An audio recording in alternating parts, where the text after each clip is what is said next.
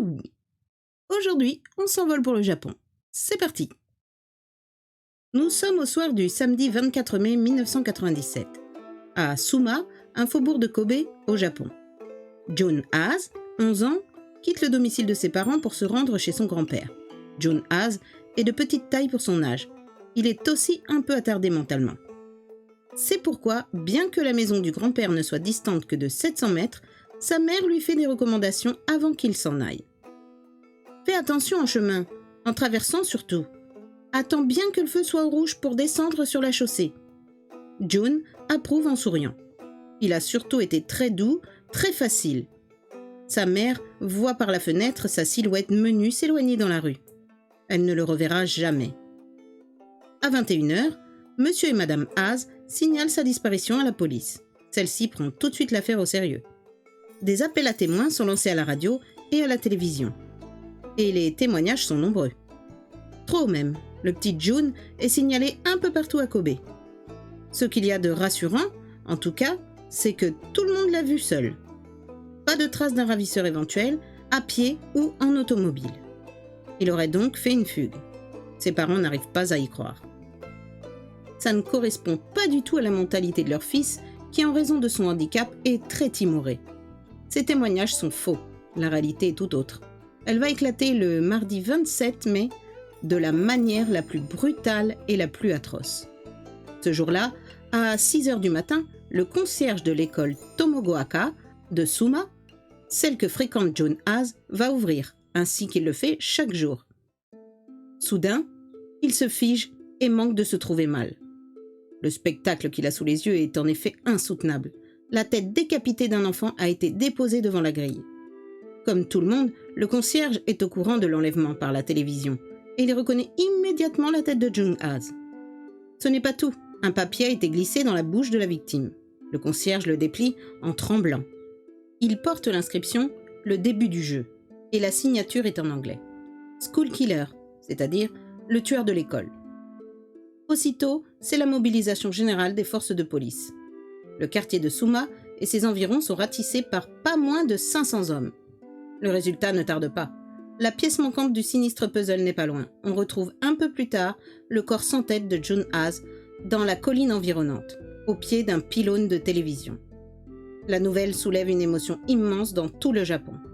Personne n'a oublié dans l'archipel le terrible tremblement de terre qui avait endeuillé Kobe 2 ans plus tôt. Avec cet abominable fait divers, le sort semble s'acharner sur la ville. À Kobe, en tout cas, la population est terrorisée.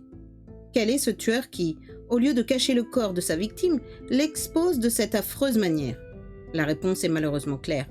Un psychopathe. Un tueur en série qui, comme tous ses semblables, va recommencer. D'ailleurs, il l'a annoncé lui-même en écrivant que ce n'était que le début du jeu. En plus de la police, la population se mobilise. Elle organise des rondes de surveillance, de jour comme de nuit.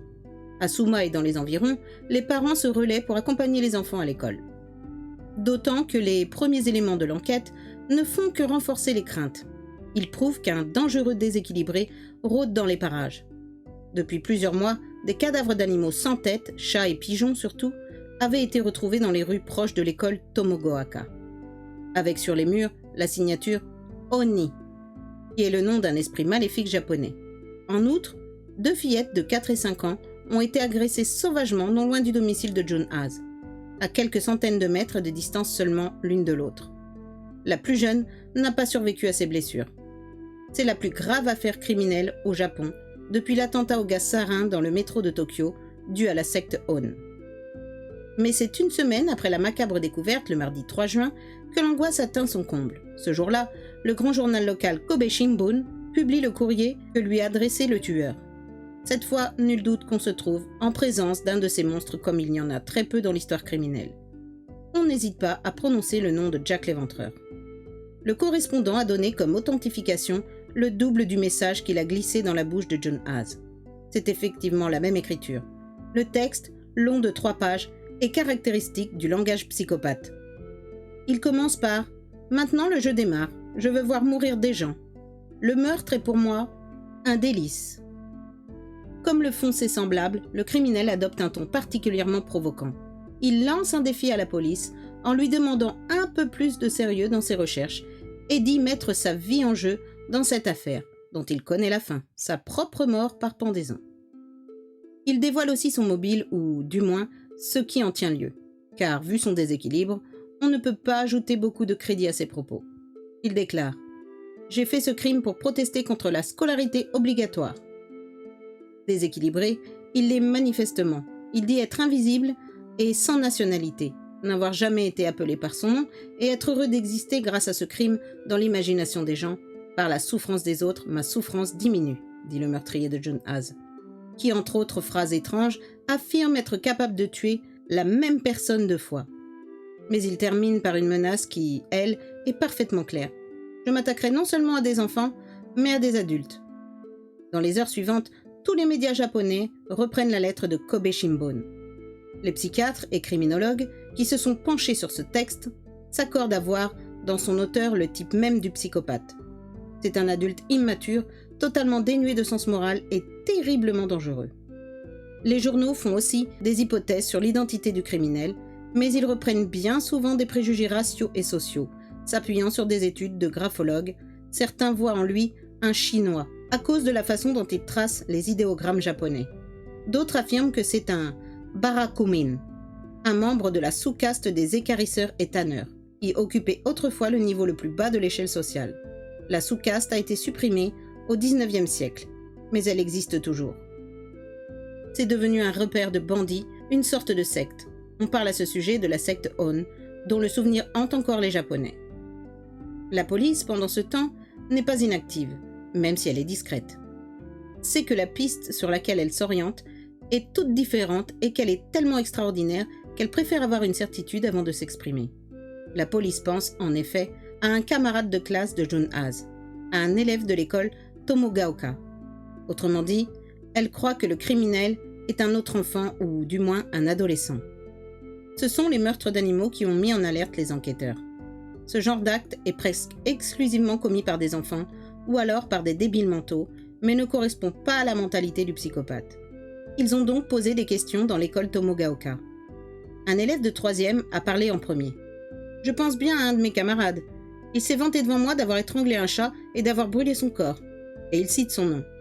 Interrogés à leur tour, à son sujet, les autres élèves de sa classe vont dans le même sens. « C'est vrai qu'il est violent avec les animaux. Et puis, il n'y a pas que ça. Il est différent, étrange. Il a l'air beaucoup plus vieux que nous. On ne sait pas vraiment ce qu'il pense. » Son professeur principal ajoute un élément important. La veille du meurtre de John Haas, il l'avait violemment réprimandé pour ses résultats scolaires. Il lui avait même dit « Si vous continuez à travailler comme ça, ce n'est pas la peine de revenir à l'école. » Alors, est-ce que ces remontrances ont été suffisantes pour provoquer le meurtre? Un meurtre qui a pour mobile, selon l'auteur, de protester contre la scolarité obligatoire? Les policiers le pensent. Et le samedi 28 juin 1997, ils arrêtent un garçon de 14 ans, élève de 3e à l'école Tomogaoka. On n'en saura pas plus sur lui, car selon la loi japonaise, il est interdit de révéler quoi que ce soit sur l'identité des mineurs, non seulement leur nom, mais le moindre détail qui pourrait le faire reconnaître. Quelques heures après l'annonce de l'arrestation, la police de Kobe apprend que l'adolescent a passé des aveux complets devant le commissaire principal. Il a en outre reconnu être l'auteur des 2 agressions, dont l'une mortelle contre les petites filles de 4 et 5 ans. Dans l'opinion publique japonaise, c'est à la fois le soulagement et l'effarement. Le soulagement car Kobe peut respirer.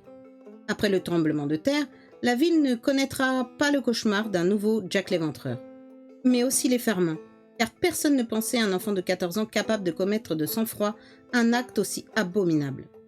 Les spécialistes, en particulier, sont confondus devant une telle maturité dans le crime. Les expressions utilisées dans la lettre Kobe Shimbun, ils le redisent, sont tout à fait celles d'un psychopathe. Comment une telle chose est possible? Qui est ce monstre? Qui il est, on ne le sait pas, et on ne le saura jamais. En revanche, le commissaire principal rend public une partie de son interrogatoire. Le meurtrier a attiré John Haas devant le pylône de télévision, l'a étranglé et l'a décapité à l'aide d'un couteau qu'il avait emporté. Il a gardé sa tête 3 jours dans le grenier de la maison familiale et a décidé de la porter devant son école. À la question « Aviez-vous une raison de vous en prendre à lui ?» Il a répondu « Je l'ai choisi parce que je savais qu'il était débile, sans quoi il n'aurait jamais accepté de me suivre et il m'aurait été plus difficile de le tuer. Lui ne s'est pas défendu, j'ai même pu le tuer d'une seule main. » Il a ajouté que Jun était faible à cause de son handicap et qu'il avait toujours aimé s'attaquer aux plus faibles que lui. Le commissaire lui a alors posé la question que tout le monde se pose. « Comment avez-vous pu écrire cette lettre au journal, employer toutes ces expressions ?» L'adolescent a fait une réponse toute simple mais à laquelle personne n'avait pensé. Les mangas. Les mangas sont des bandes dessinées ultra-violentes dont tous les jeunes japonais raffolent. Il s'est contenté de reproduire ce qu'il avait lu dans l'une d'entre elles, racontant l'histoire d'un serial killer. Quant à son mobile, il a déclaré que c'était bien celui qu'il avait dit dans sa lettre. Il voulait se venger de l'école. À la suite de ces révélations, l'école japonaise a été mise en cause par les médias. Il est vrai qu'il existe depuis un moment déjà un débat dans le pays à ce sujet.